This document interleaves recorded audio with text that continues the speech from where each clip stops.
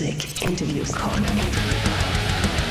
Hello from the Music Interview Corner, guys. I'm here in the nightliner of Daughtry, and I'm here with Chris. Hi, Chris. Hi, how are you, Katie? Good, good. Thank you so much for taking time for the interview. Thank you. Thank you for taking time. You already had a really long day, right? You just basically stepped off the stage and you were on tour with ALTER Bridge and SEVENDUST, and the crowd went wild when I just watched your set. Oh, well, good. Yeah, we had a good time. It's been, I think we've been out here for a week now, a week into the tour. I think we've finally got our, our legs underneath of us, or we're hitting our stride. So I'm glad the fans are liking the show. And how is the tour going? It's great. I love both bands that we're out with. We've been fans and friends with these guys for a long time, so it feels kind of like it's kind of like a family reunion in a way with everyone you like. You don't always like everybody at your family. That's right. Yeah, that's better. That sounds better than my family reunions, actually. Yeah. And earlier I had an interview with LJ from SEVENDUST, and he said I should tell you. He says hi. I was just he said hi to me in person. I know, but he thought our interview would be earlier, and then he didn't know. Yeah. I love that guy. We've been friends for a long time. Yeah, he said the same about you. Yeah. That he loves you. Yes. Yeah. And who of you in this tour family has the loudest dressing room? SEVENDUST. Oh yeah, that's what he said too. Actually. Yeah. SEVENDUST. Although I will say they had a really good 70s playlist going on earlier today. We were all digging the old 70s vibes, and before our show, I think we might have the loudest dressing room. Like an hour before we go on, I tend to crank the music up really loud. So you need that? I gotta get hype, you know. Mm-hmm. I like listening to really heavy stuff before going out. And who of you has the weirdest pre-show rituals? Weirdest? We're pretty boring. We're kind of a boring band, but if you walk into our dressing room, you're gonna see a couple of us either doing push-ups or using like resistance bands or putting on eyeliner or making tea or practicing guitar. I mean, it's so boring. That's pretty much the extent of the excitement that's happening in our dressing room. But it doesn't sound boring. It sounds like rock and roll boring. I mean, it's maybe it's just not what people expect. Maybe I'm thinking about how people probably perceive rock star from like the 80s or whatever, and we're so not that. If you would swap the set lists for one night with ALTER Bridge or SEVENDUST, who of you guys would panic first? Like if we swapped set lists with yeah, if you would have to play the set of one of the other bands. I would panic if I had to play ALTER Bridge's set, because Miles, that dude's voice is ridiculous, and I would hate to have to hit any of those notes. So I would definitely panic. I feel like if it was the other way around, they'd have a much easier time doing our set than us doing theirs. I would love to see that, actually. I don't know if that would be good for anybody. We could maybe say it would be like a shock to the system. Yeah. I like what you did there. Yes, that's what's my segue, because I want to talk about your new EP. Thank it you. Came out in September last year. Yeah. Shock to the System Part 2. And what kind of system would you like to shock or shake up with this? I think it was my own system that was kind of shaken up, and that was kind of the impetus of the music, the song title from Part 1. This was all supposed to be one full record, mm-hmm. and it was taking a lot longer to do, so we decided to split it up into 2 EPs. Essentially, it is all meant to go together, mm-hmm. But I have a little bit more of a soft spot for Part 2. There's just something really special about that half of the record for me. I love how it turned out. I love the things that I tackled, subject matter, and the things that I was able to get out of my own system into the music, and I would like the biggest takeaway to be that people feel like they're not alone in their darkness, and that it's okay to voice these things out loud and to say these hard things that they maybe experience in their own thoughts or their own personal life or whatever, that they're not isolated, and they're able to feel like maybe I'm saying the things that they couldn't or whatever. If that, I don't know if that makes any sense. I hope that people feel that they can find their own truth and their own story in the music. Oh, that's beautiful. So it was like therapy for you, and you hope it can be therapy for your fans? Exactly. That was a much shorter way to say it. Yes, that. And how do you feel when fans come up to you and tell you that one of your songs helped them through a very dark time? It's really special. I mean, I don't think when we write songs we're ever thinking about what that's going to mean to someone else, because you can't. I mean, that just seems ridiculous to go, oh, I want to write a song that's going to help this person through.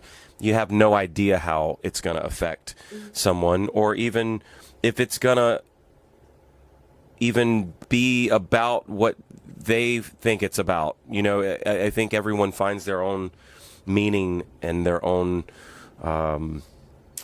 their own experience within the song, and I think that's a beautiful thing. And when that happens, it's, I feel like it's a gift. It feels like the fact that we were able to do that feels like this weird superpower.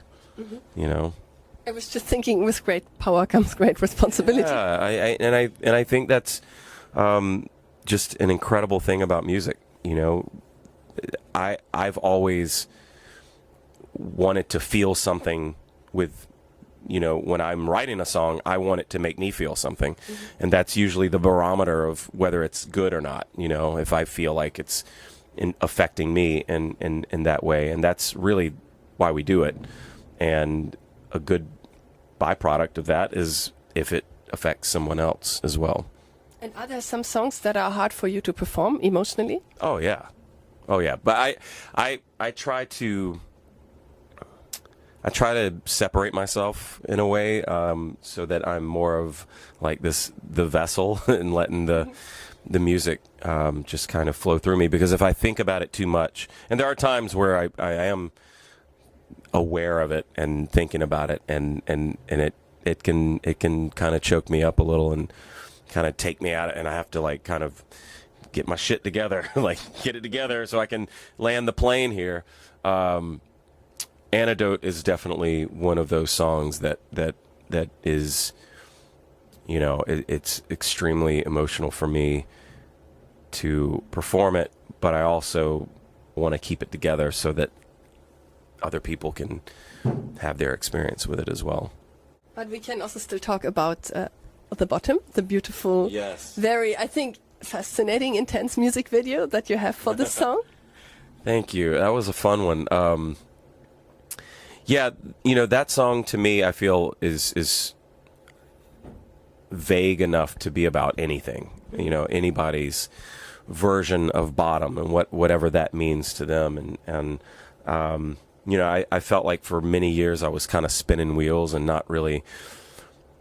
I didn't feel like I was where I was supposed to be artistically, musically, creatively. I felt stuck. I felt like I was kind of in this loop of, people pleasing, placating to people that didn't necessarily matter at the end of the day. And I was kind of ignoring my own intuition, my own instincts, really. And I think that was kind of about pulling myself out of that rut, out of that hole. The casket. Yeah, out of that casket that I kind of lived in for a few years and didn't really know it at the time. It's kind of like one of those, in hindsight, you're like, oh my God, but yeah, it was about, taking responsibility for where you are and climbing out and doing something about it. So. Yeah, great. I like this symbolism in the music. Yeah, and it could be about anything. I mean, people have talked about how it helped them through, or help they about with their addiction or with depression or whatever. So I think people can find their own meaning in that.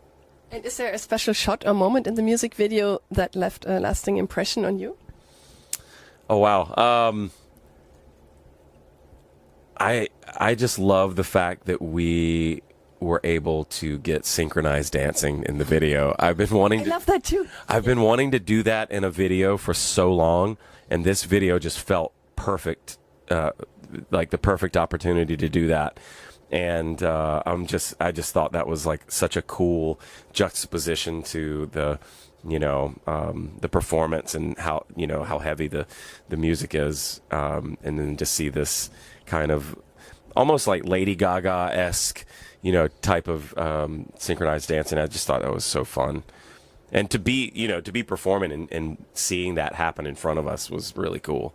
Yeah, it feels almost like a plot twist or like a celebration, Yeah, exactly. That's exactly what it was meant to feel. You really got that. I love that. That was the vibe we were trying to go for. It was like we went from being dead to feeling alive, and yeah. And I know sometimes on set things can go wrong. So were there any moments or like any bloopers that happened? And if there would be a blooper reel for the video, what would be the funniest moment? Me trying to climb through the dirt.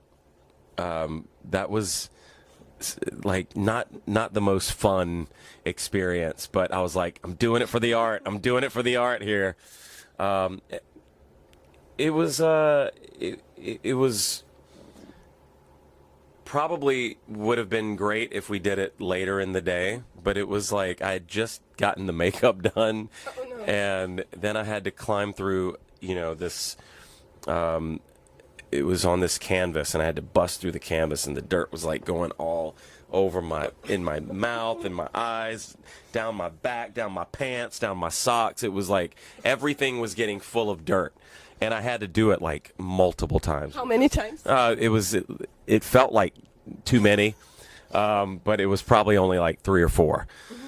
But it felt like 100, because you can never get it right on the first take. That's just we got to change the lighting, or we got to do it from a different angle or whatever. So, but it was definitely one of the most memorable moments of shooting a video, and it was worth it in the end. It looked incredible. When I watched it back, I was like, all right, I'll stop bitching.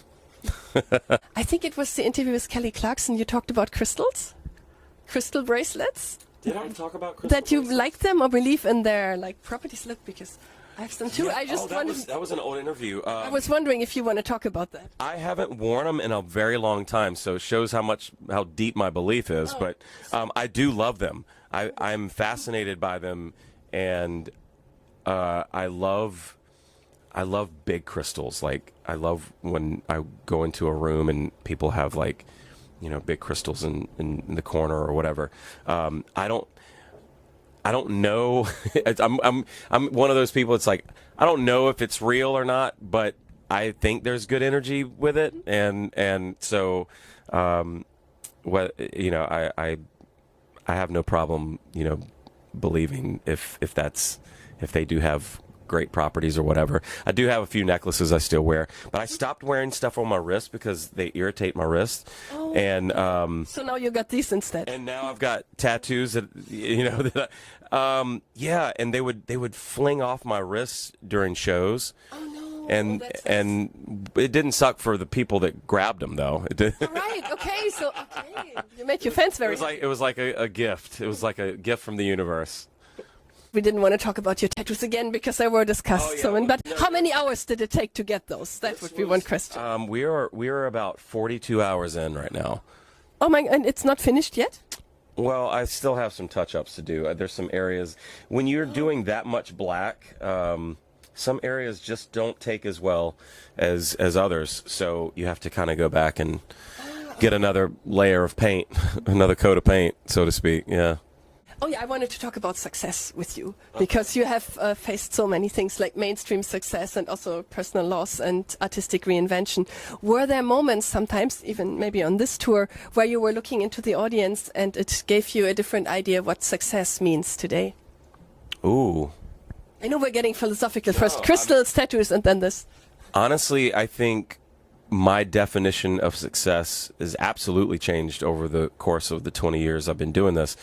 To me now, I feel the success is the fact that creatively and artistically I'm doing exactly what I want to do. And which is so much more, fulfilling to perform. And I think by that, I think the fans feel that as well. And their reaction, they feel that what they're witnessing is real and genuine. Therefore, I think the energy coming back is more real and genuine. Cool.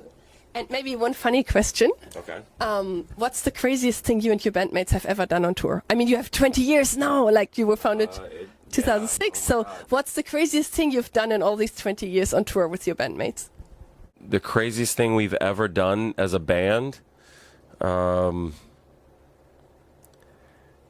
Maybe not quit. Oh, I mean, that's amazing. That's very crazy. In this, yeah.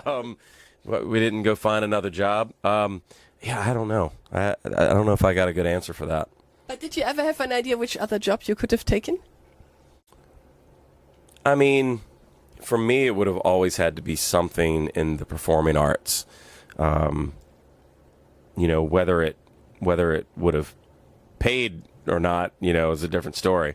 But I always wanted to go into either theater or television or film or something like that. But I think it all kind of goes hand in hand. It's all performing art. Yeah, I would say so too. And would you like to say something to your fans before we end this interview? Yes, thank you for everything. Thank you for continuing to support us. And thank you for listening to Shock to the System Part 2. And if you haven't, then please do yourself a favor and go listen. Wonderful. And thank you so much for this nice interview, Chris. Thank you, Katie. And goodbye from the Music Interview Corner.